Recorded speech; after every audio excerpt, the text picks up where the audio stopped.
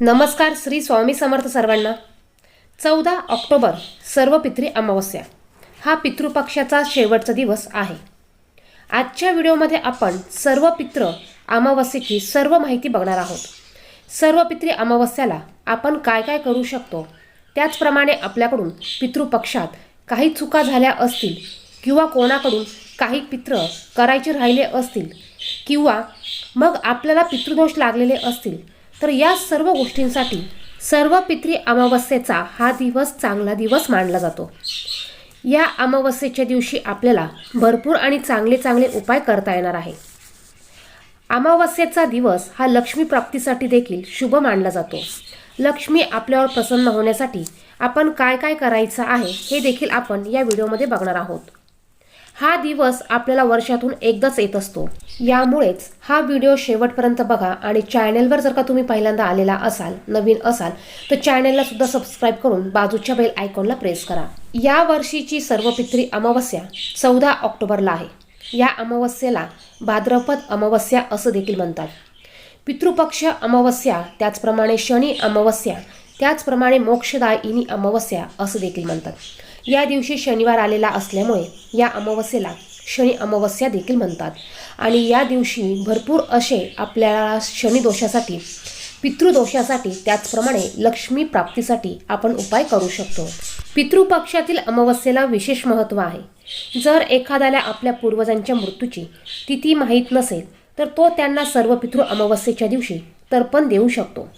तसेच त्यांच्या नावाने गाईला पान देऊ शकतो.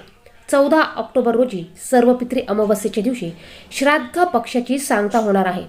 असे मानले जाते की या दिवशी पितरांना तर्पण अर्पण केल्याने ते प्रसन्न होतात.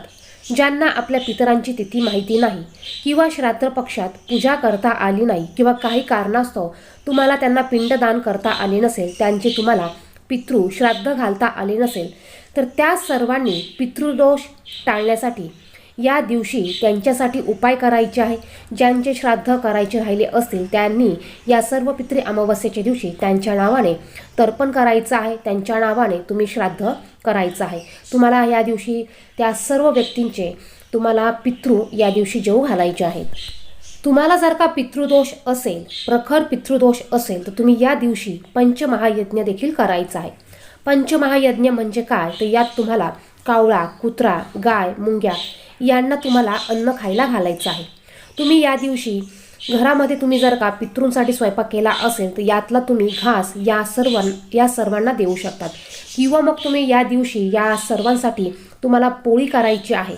तुम्हाला गव्हाच्या पिठाची पोळी करायची आहे आणि या पोळीला तुम्हाला मोहरीचं तेल लावायचं आहे आणि तुम्हाला या सर्वांना ही पोळी खायला घालायची आहे. यामुळे तुमचा प्रखर पितृदोष देखील दूर होणार आहे. त्याचप्रमाणे तुम्हाला जर का शनीची साडेसाती असेल, तुम्हाला शनी दोष असेल, तर तुम्ही त्यासाठी देखील हा उपाय या दिवशी करू शकतात. या पंचमहायज्ञामुळे तुमचे पितर देखील प्रसन्न होणार आहे. त्यांच्या देखील आत्म्यालाही शांती मिळणार आहे. या दिवशी कावळ्यांना अन्नदान करणे शुभ मानले जाते. याशिवाय असं केल्याने शनिदेवही प्रसन्न होतात. हा उपाय तुम्ही प्रत्येक अमावस्येला केल्यास सर्व ग्रह अनुकूल होतात. याचबरोबर तुम्हाला काळ्या गाईला पोळी खायला घालायची आहे. सर्व पितृ अमावस्येला काळ्या गाईला मोहरीच्या तेलाची भाकरी खाऊ घातल्यास शनिदेवाची कृपा आपल्याला प्राप्त होते. अशा परिस्थितीत काळी गाय तुम्हाला नाही मिळाली, तर तुम्ही कोणत्याही गाईला भाकरी किंवा पोळी खायला घालू शकतात. याचबरोबर ज्यांना आपल्या पूर्वजांची मृत्यूतिथी आठवत नाही, ते सर्व पितृ अमावस्येला त्यांचे श्राद्ध करू शकतात. या दिवशी ब्राह्मणांना भोजनदान करण्याची पद्धत आहे. ब्राह्मणांना भोजनदान दिल्याने पितरांच्या आत्म्याला शांती मिळते अशी देखील मान्यता आहे. या दिवशी अंघोळ करून शुद्ध आचरणाने स्वयंपाक करा. स्वयंपाक सात्विक असावा. या दिवशी पितरांच्या फोटोला हार घालावा, त्यांची पूजा करावी व घरी बनविलेल्या अन्नाचा नैवेद्य दाखवावा. त्यानंतर पितरांच्या आत्म्याच्या शांतीसाठी प्रार्थना करावी. भाद्रपदाचा वद्य पक्ष हा विशेष मानला जातो, कारण संपूर्ण 15 दिवस पूर्वजांचे स्मरण करून त्यांच्या नावाने श्राद्ध तर्पणविधी केला जातो. श्रद्धापूर्वक केल्या जाणाऱ्या पूर्वजांच्या स्मरणाला श्राद्ध म्हटले जाते.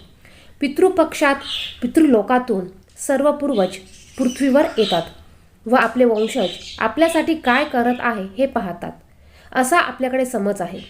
पितृपक्षातील अखेरचा दिवस म्हणजेच सर्वपित्री अमावस्या.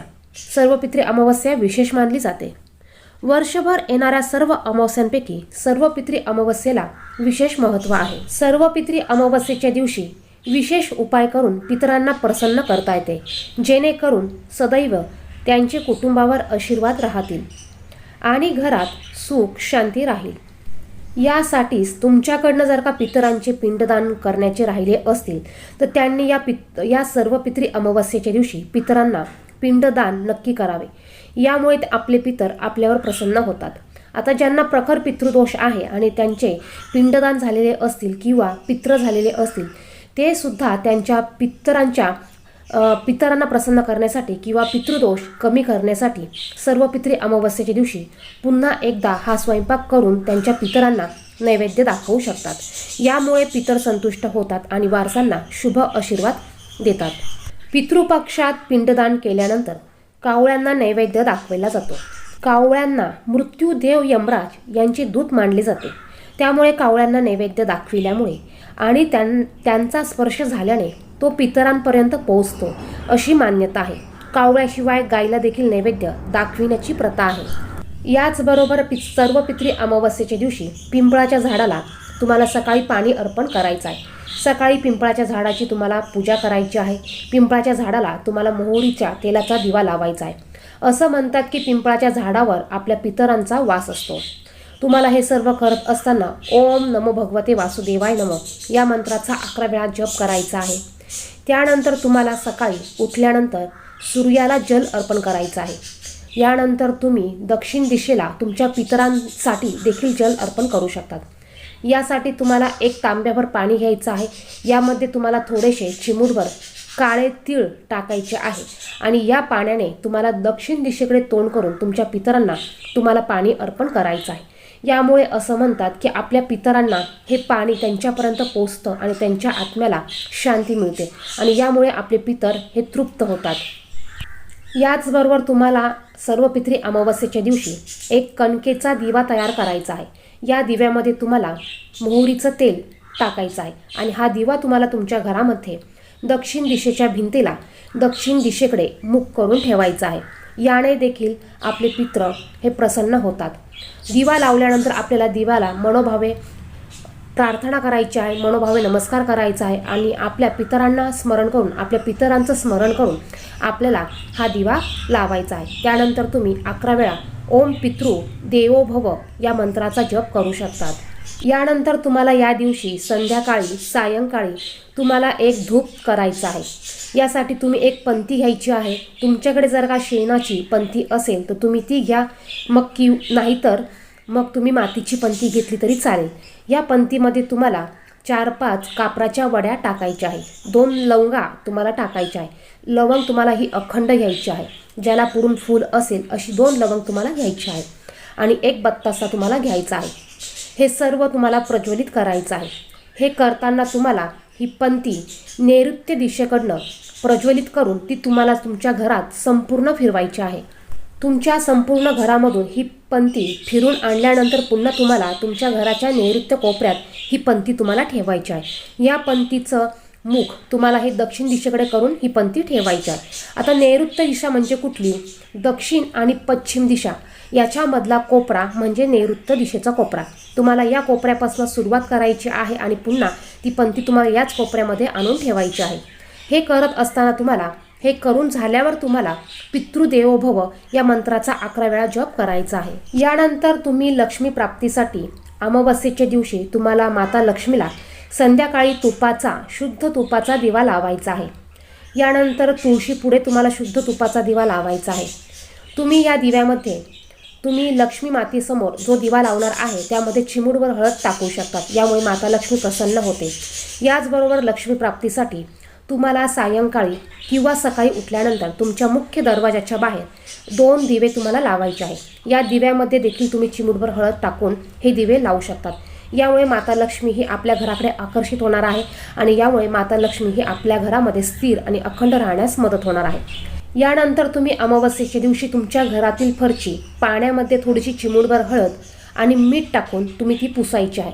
यामुळे देखील तुमच्या घरातील सर्व निगेटिव्ह ऊर्जा ही नाहीसी होणार आहे आणि यामुळे सकारात्मक ऊर्जा तुमच्या घरामध्ये संचारणार आहे आणि यामुळेच लक्ष्मी देखील तुमच्या घरामध्ये टिकून राहणार आहे। याचबरोबर तुम्ही तुमच्या मुख्य दरवाजाला सकाळी स्वच्छ करून घ्यायचं आहे। थोडंसं गंगाजल गोमतीर पाणी टाकून तुम्ही तुमचा मुख्य दरवाजा आणि मुख्य उंबरठा हा पुसून घ्यायचा आहे, स्वच्छ करून घ्यायचा आहे। त्याचबरोबर पाण्यामध्ये थोडीशी हळद टाकून याचा सडा तुम्हाला तुमच्या दाराच्या बाहेर घालायचा आहे आणि यानंतर तुम्हाला तुमच्या मुख्य दरवाजाच्या उंबरठ्यावर हळदीचं लेपन करायचं आहे।